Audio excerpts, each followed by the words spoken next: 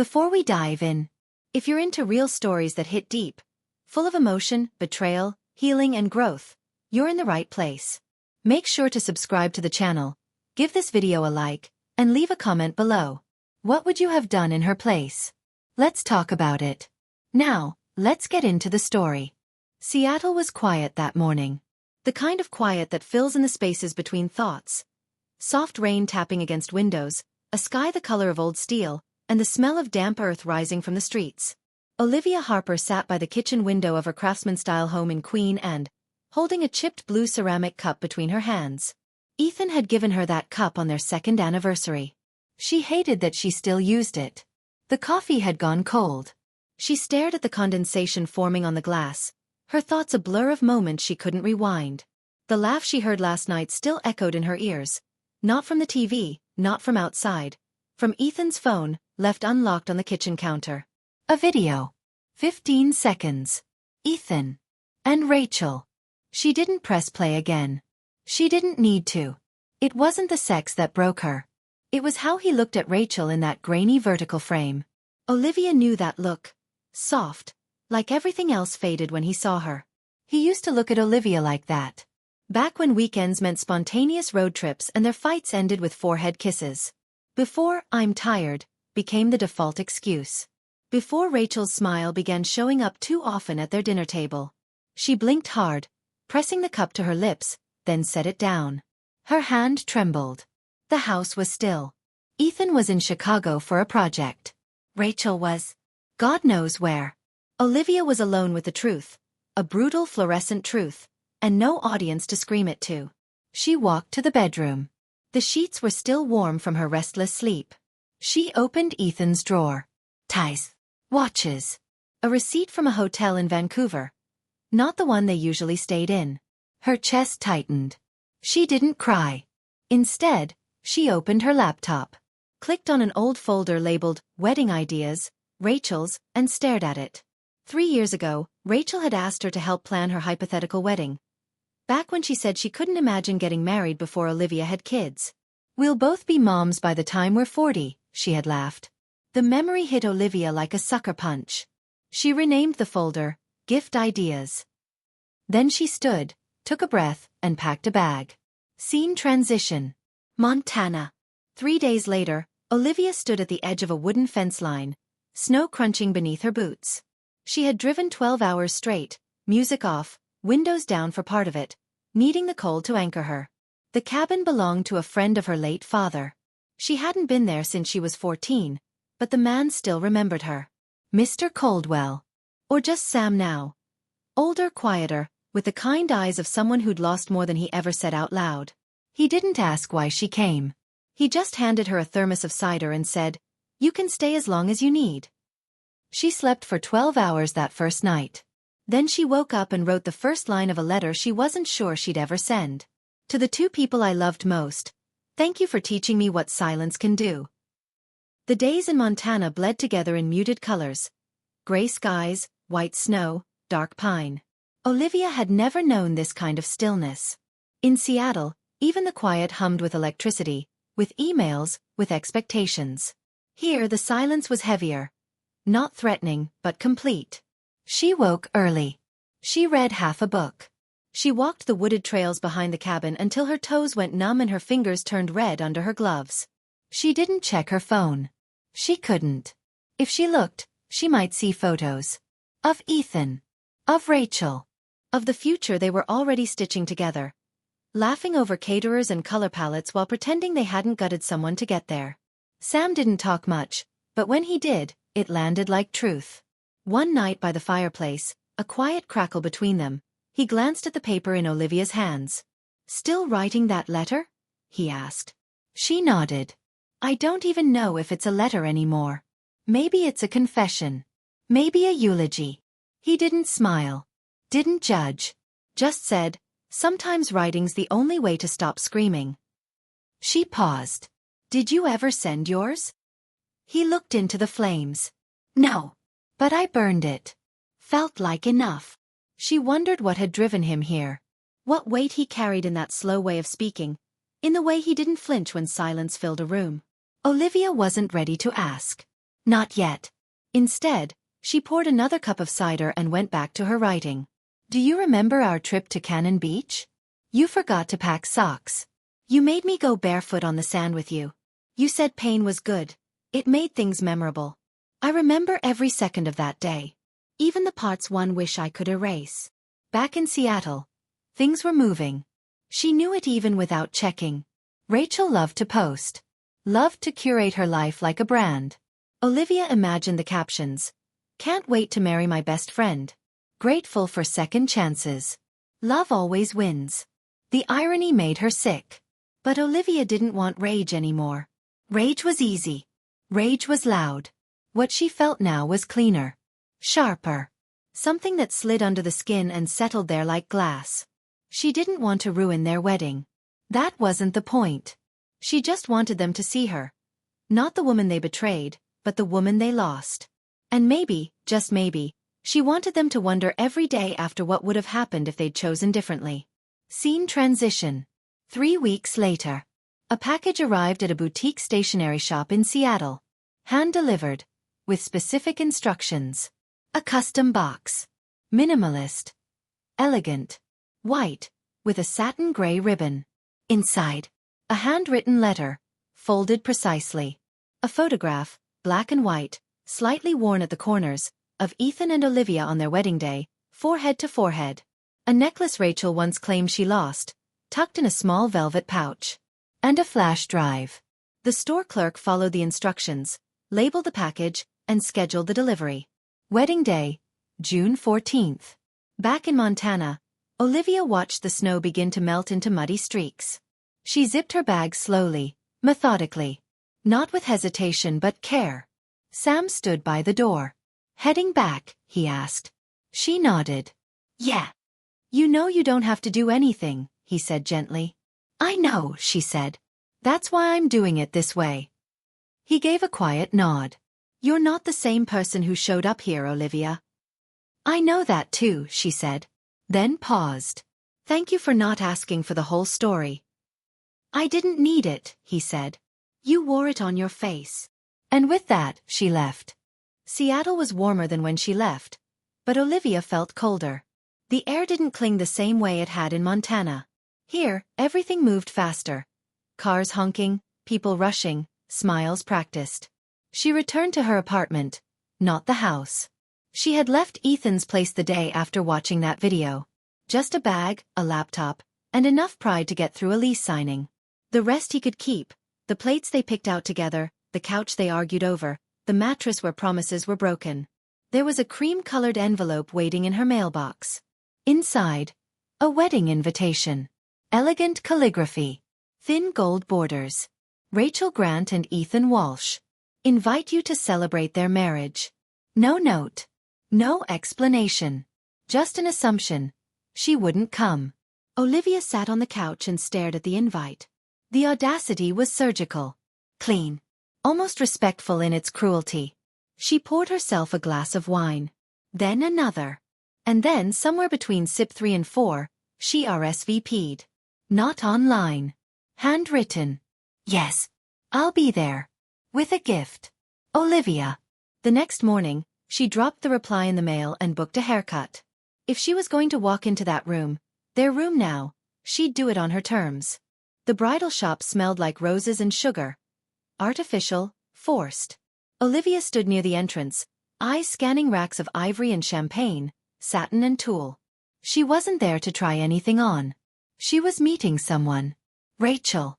Not by arrangement. By calculation. Olivia had called the boutique the day before, pretending to be Rachel's assistant. She needs to confirm her final fitting. Can you tell me when she's scheduled? No one questioned it. Entitlement was a language people rarely challenged. And so there she was, standing in the middle of a room Rachel would walk into, wearing white, thinking she was untouchable. The door chimed. Rachel swept in, all grace and glow, laughing with her stylist, her hands animated. She looked happy. Or whatever version of happiness survives on top of secrets. Olivia didn't move. Just stood between two mannequins, half obscured by a gown. Rachel froze mid-step. Their eyes met. It was as if the air thickened. Rachel blinked. Olivia. A moment passed. Then another. Olivia stepped forward. Hey, Ratch. The stylist, confused, looked between them. You two know each other? Rachel forced a smile. We were best friends. Were. Olivia tilted her head. Still are, technically. I haven't signed the friendship divorce papers yet. Rachel laughed. Hollow. What are you doing here? I came to see the dress, Olivia said, walking slowly around the edge of the fitting area, her voice calm. I figured it must be stunning. I mean, considering what it cost.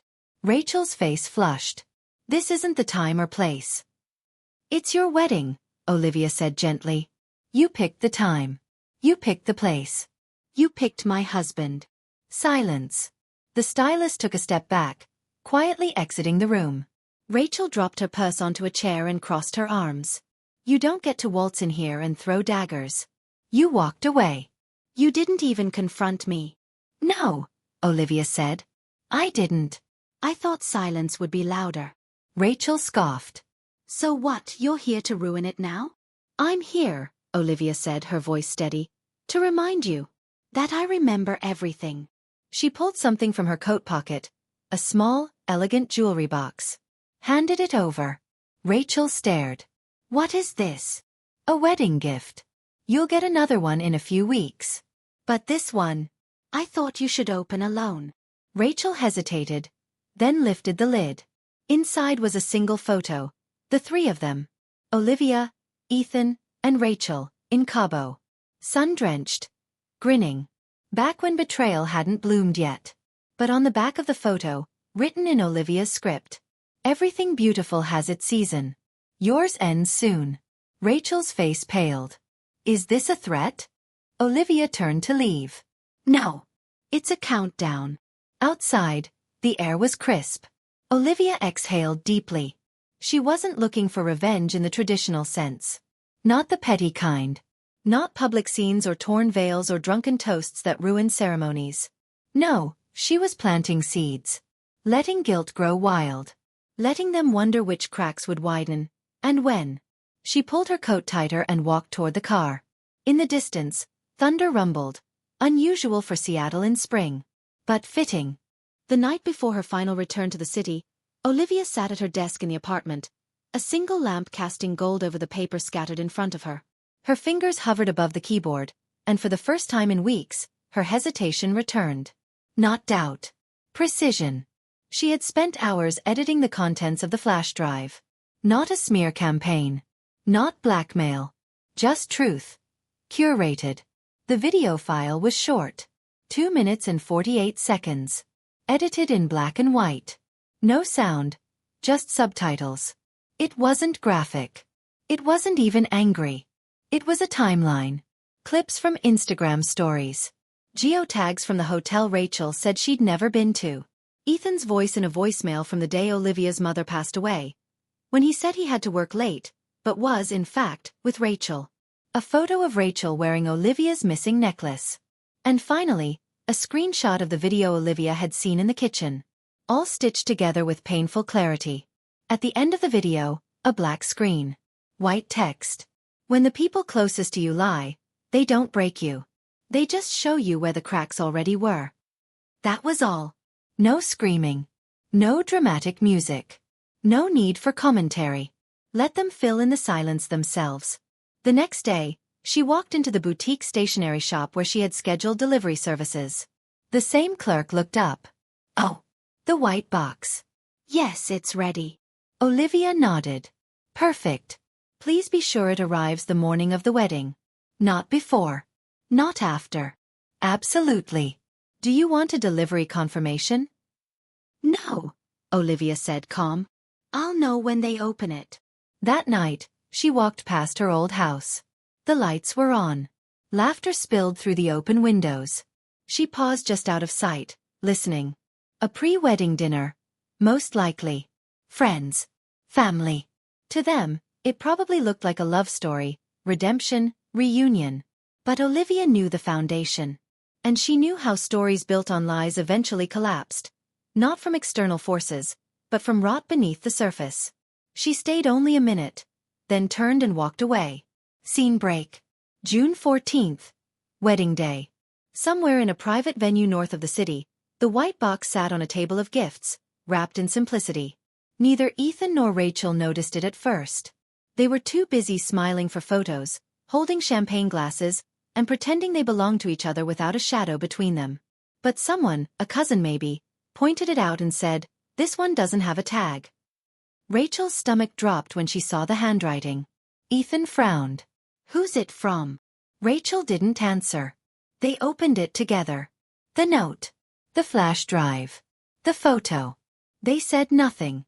But something in the air shifted, just enough to be felt by anyone nearby. Rachel excused herself 10 minutes later. Ethan followed. Whatever they said in the hallway, no one heard. But when they returned to the ballroom, Rachel's smile was tighter. Ethan's hand no longer touched her back when they walked. It wasn't enough to ruin the wedding. But it was enough to haunt the marriage. The hotel suite was still. A crumpled veil lay across the velvet chaise. Shoes abandoned by the door. A half-empty bottle of champagne sat in a silver bucket, sweating against melted ice. Rachel sat at the vanity, staring at her reflection as if waiting for it to flinch. Her makeup from the night before had smudged slightly beneath her eyes. She hadn't bothered to wash it off. She didn't sleep much either. Ethan had barely spoken once the doors to their suite had closed. He'd gone straight to the couch. She didn't ask him to join her in bed. He hadn't asked if she was okay. The flash drive sat on the table between them, untouched since they had rewatched it, twice. They hadn't spoken a word during the playback. What could they say? The evidence wasn't angry. It was surgical. Curated cruelty in truth's clothing. They had expected Olivia to fall apart. To vanish. Instead, she had made sure they would never feel whole again. Rachel ran her fingers through her hair, catching in a knot she didn't untangle. Her throat was dry, her mouth thick with old champagne and unspoken panic. "Do you think she'll show it to anyone else?" she asked finally, voice hoarse. Ethan, from the couch, still shirtless, stared at the ceiling. "I don't think she needs to." Rachel turned. "What's that supposed to mean?" "It means we know what we did. That's the punishment." Back in Seattle, Olivia opened her apartment window, letting the morning air sweep through the room. She brewed coffee. Not in the blue cup. That cup was gone now. Buried at the bottom of a Goodwill box. Far from reach. She had stayed off social media the night before. Not because it hurt, but because she already knew what she needed to know. The damage had been done. Quiet. Permanent. And it wasn't about their reaction. Not anymore. It was about her release. She sat with her journal and wrote. "Some people carry pain like luggage. I carried it like oxygen. Now, I can finally breathe again." She didn't know where life would take her next. Not exactly. But she knew what she wouldn't carry with her. Ethan's betrayal. Rachel's lies. The need for answers from people who had already told her, in action, who they were. She had given them a gift. And it would keep giving for years. Not out of vengeance, but as a reminder. Every time their hands touched. Every anniversary. Every fight. They would remember. Olivia took a sip of coffee and smiled. Just a little. The healing had begun. 3 weeks had passed since the wedding. Rachel lay on her side of the bed, staring at the edge of the mattress. Ethan's breathing was slow and even beside her, but not relaxed. It was the breathing of someone pretending to sleep, a silence louder than any argument. They hadn't talked much since the honeymoon. There had been no honeymoon. Instead, they went to a cabin on Whidbey Island, a half-hearted retreat sponsored by Ethan's parents. They barely unpacked. Rachel spent most of it pretending to read, while Ethan stared at the lake like it had something to say he couldn't. Now back in their loft, everything was colder. Their new home had exposed brick, dim lights, and a view of the city that used to impress her. Now it just felt high up and lonely. Rachel sat up quietly, slipping out of bed. She padded barefoot to the kitchen and poured a glass of water, her fingers trembling slightly. She couldn't stop thinking about the photo Olivia had included. Not the one at Cabo, but the one from the wedding day Olivia and Ethan had shared. It hadn't been flashy. It had been real. Honest. There was something in Ethan's face in that photo she hadn't seen in months. Maybe years. She wondered, silently, Had she ever really had him? The idea of being the one he chose used to fill her with pride. Now it filled her with doubt. She picked up her phone and scrolled, instinct more than intention, until she reached Olivia's page. It was private now. No photos, no stories. Just a name. A void. She thought of messaging. Something small. A sorry, maybe. A how are you? A lie. But her fingers froze above the keyboard. What could she possibly say that wouldn't expose her all over again? She put the phone down. Meanwhile, Olivia had taken up running. Not long distances, not competitively. Just enough to feel her lungs burn in a way that reminded her she was alive. She ran without music, without a watch, letting her thoughts unravel with each step. She passed parks, coffee shops, places she used to go with Ethan. None of them stung anymore. They were just places now. She hadn't told many people what happened. Just her sister and Sam, back in Montana, who'd begun checking in weekly with quiet messages that always ended with no pressure to reply. Sometimes she did. Sometimes she didn't. She liked the way he never demanded more than she was ready to give. That evening, as the sun dipped behind the skyline, Olivia returned home to find a letter in her mailbox. No return address. Inside was a single sheet of paper. You were right. The cracks were already there. I just made them wider. I'm sorry. Olivia folded the letter carefully, placed it in a drawer, and said nothing. Not because she forgave her, but because she didn't need the apology. She had already moved on. The city had begun to warm. Late summer in Seattle was gentle. Sunlight filtered through trees without harshness, the air fragrant with blooming lavender and distant salt. Olivia sat outside a small coffee shop in Fremont, a place she'd never visited during her years with Ethan. That was intentional. She chose new corners of the city now. Streets without ghosts. She was sketching. Not professionally. Just rough lines in a notebook. Faces, mostly. People she saw on the street, an old woman walking her corgi, a boy eating ice cream like it was a race. Drawing brought her out of herself in a way nothing else had. Her phone buzzed. A text. Just checking in. You still owe me a photo of a Seattle sunset. Preferably one that proves the sun actually exists there. She smiled. Her thumbs hovered over the screen for a moment before replying. Olivia. Sunset coming up in 20 minutes. Stay tuned. Might even include a coffee cup to prove it's authentic. She didn't realize until then how much she'd missed effortless conversations. Ones without backstories. Ones that didn't demand explanations. That evening, she walked down to Gasworks Park. A few couples were scattered along the hill, facing the water. Kids ran barefoot in the grass. The sky shifted slowly from gold to copper to a bruised pink. Olivia snapped a photo. The skyline stretched beneath the blush of dusk, the coffee cup she held silhouetted against it. She sent it to Sam. She didn't expect a response right away. But it came quickly. If that's Photoshop, it's impressive. If it's real, I think I might need to come see for myself. For a moment, Olivia froze. Then, slowly, she typed. Olivia. You'd be welcome. Meanwhile, Rachel sat in the living room of their loft, the TV playing something she wasn't watching. Ethan was in the bedroom, silent as always. They had started avoiding each other in small, polite ways, taking turns in the kitchen, leaving the bed in shifts. Married less than a month, and already strangers. Earlier that day, she had bumped into one of their mutual friends at the grocery store. Congratulations, the woman had said, her voice chipper. You and Ethan just glow together. Rachel had smiled. Then gone home and cried in the shower. Now, she scrolled through her messages, rereading the one she'd sent Olivia. She hadn't expected a reply. She still didn't. But she kept checking anyway. It wasn't regret that haunted her. It was the slow realization that what she'd wanted, a life with Ethan, had never really been hers to take. She hadn't won anything.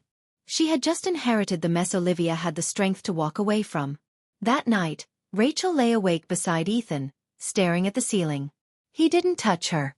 Didn't speak. And she realized, finally, the truth Olivia had likely known long before either of them could admit it. Some betrayals don't end relationships. They just turn them into prisons. Olivia's apartment smelled like lemon and sage. It was Saturday morning, and soft jazz played from a speaker by the window. She moved slowly, folding laundry, sipping coffee from a new mug, charcoal gray, no memories attached. Her life had shrunk in all the best ways. Fewer things, fewer people, fewer lies. And in their place? Clarity. She opened her laptop and stared at the draft of an email that had been sitting in her drafts folder for weeks. Subject line: resignation. Her corporate job had become a ghost town. Meetings without purpose, managers who called her resilient, without ever asking how she actually was. The work no longer mattered. It had become noise. She hit send. Not out of anger. Not rebellion. Freedom. That afternoon, she met with a local gallery owner in Capitol Hill who had seen her sketches online through a mutual friend. They sipped tea in a sunlit room surrounded by minimalist paintings. "These are honest," the woman said, flipping through Olivia's small portfolio. "People don't draw like this unless they've survived something." Olivia smiled. "I guess that's what I was doing. Surviving. Would you be open to showing a few at our fall exhibit?" She blinked. "Seriously?" The woman nodded. "Raw is real. We could use more of it." For a moment, Olivia didn't know what to say. Then she nodded. "Yeah, I'd be honored." Later that night, she called Sam.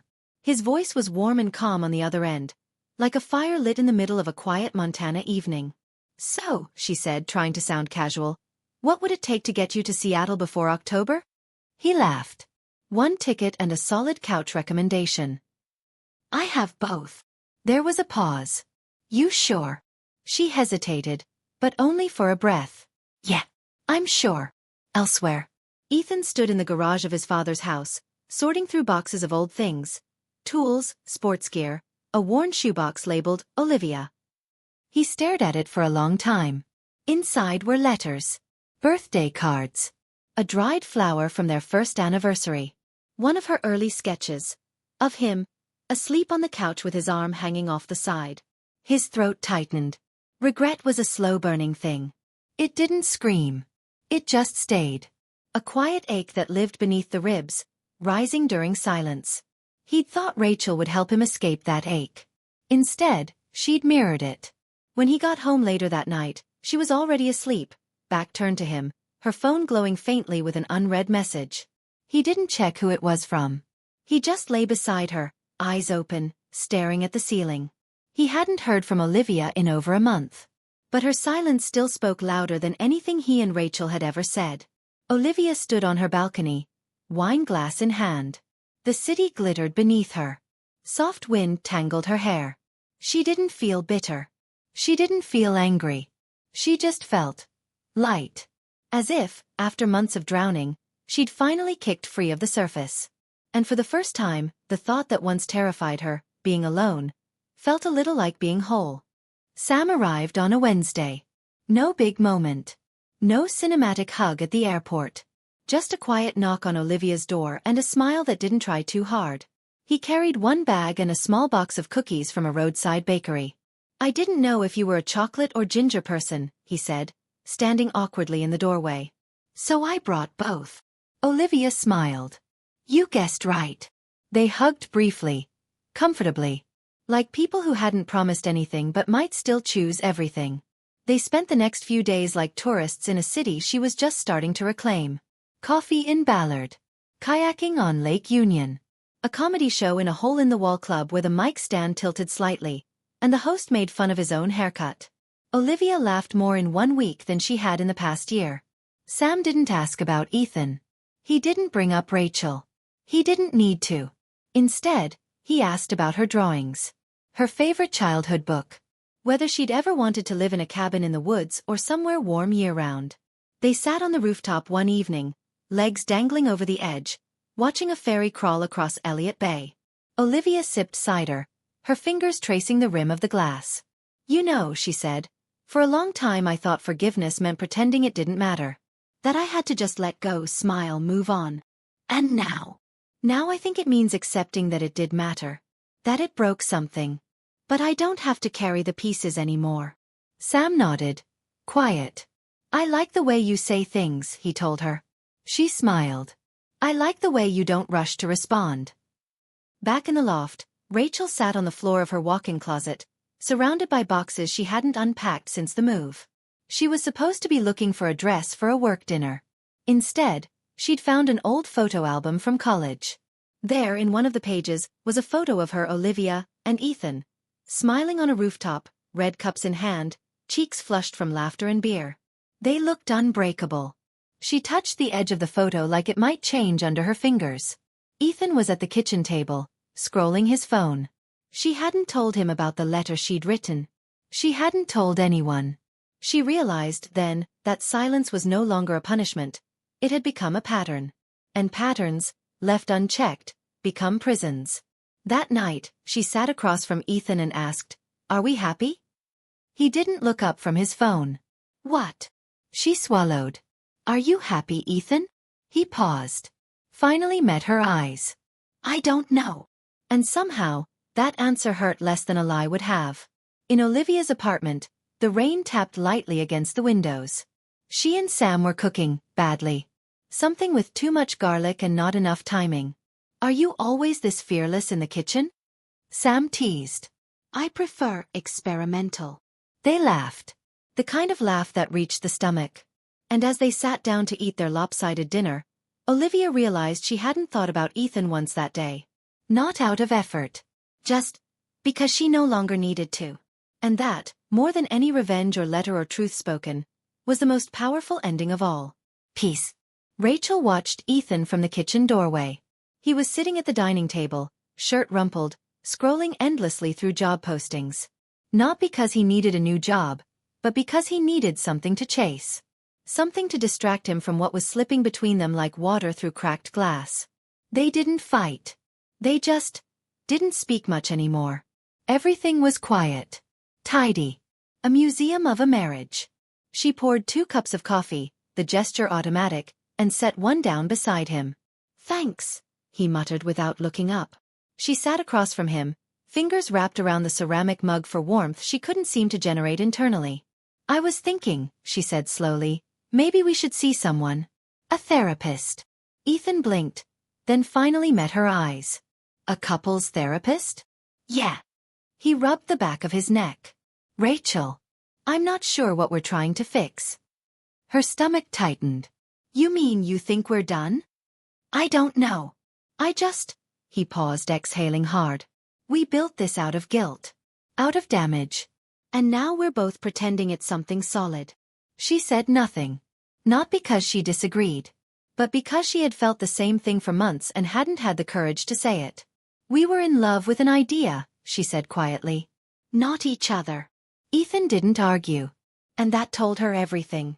2 days later, Rachel packed a weekend bag and left the loft for her sister's place in Portland. No big scene. No shouting. Just a slow, mutual letting go. She didn't know what came next. But she knew this wasn't the ending of a fairy tale. It was the beginning of honesty. Back in Seattle, Olivia's life was changing in quiet, steady ways. The gallery exhibit was now set for mid-October. She'd submitted 7 pieces, each sketch paired with a short paragraph. Not poetry exactly. Just fragments of memory. Her favorite was a drawing of a woman sitting on a bench, watching people pass. Underneath, she had written, "She doesn't need to be part of everything anymore. It's enough just to observe, and know she still exists." Sam had extended his visit by another 2 weeks. They hadn't defined anything. There was no talk of labels or promises. Just shared coffee in the mornings, walks at sunset, and dinners full of laughter and comfort. One night, as they lay on the couch, Olivia resting her head on his shoulder, he asked softly, "Do you ever miss him?" She thought for a long moment before answering. "I miss who I thought he was. I don't miss who he turned out to be." He nodded. "That makes sense." Then, silence. Not awkward, just full of air and understanding. She whispered, "It's strange. For so long I thought closure would come with confrontation. With a dramatic moment. But now, I don't even need him to know how okay I am." Sam smiled. "That sounds like real closure to me." Later that week, Olivia received one last envelope in the mail. No name. Inside was a single photo. It was her sketch of Ethan from years ago, the one she had drawn on a lazy Sunday afternoon. his hair messy, his mouth slightly open as he napped. On the back, a note in Ethan's handwriting. You always saw me clearer than I saw myself. I hope you're drawing happier things now. She stared at it for a moment. No tears. No flare of emotion. Just a quiet understanding that some chapters don't need to be ripped out. They just need to be closed.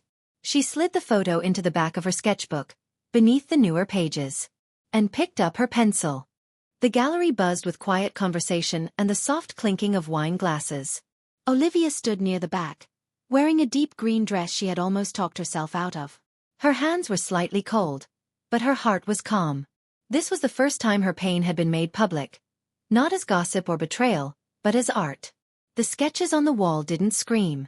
They whispered. Each one carried a small truth, a scar turned into texture, grief transformed into graphite and light. Sam appeared beside her with 2 drinks. You okay? He asked. She nodded. Actually, yeah. I think I'm proud. They stood together in front of her favorite piece, The Benchwoman. A few people lingered nearby, reading her words. She doesn't need to be part of everything anymore. Sam glanced at her. That's still true. Olivia smiled. Mostly. But I don't mind being part of this. After the event, they walked home in the cool evening air. No rush. No agenda. Just the rhythm of footsteps, and the knowledge that nothing was missing. Across town, Rachel scrolled through apartment listings on her sister's couch.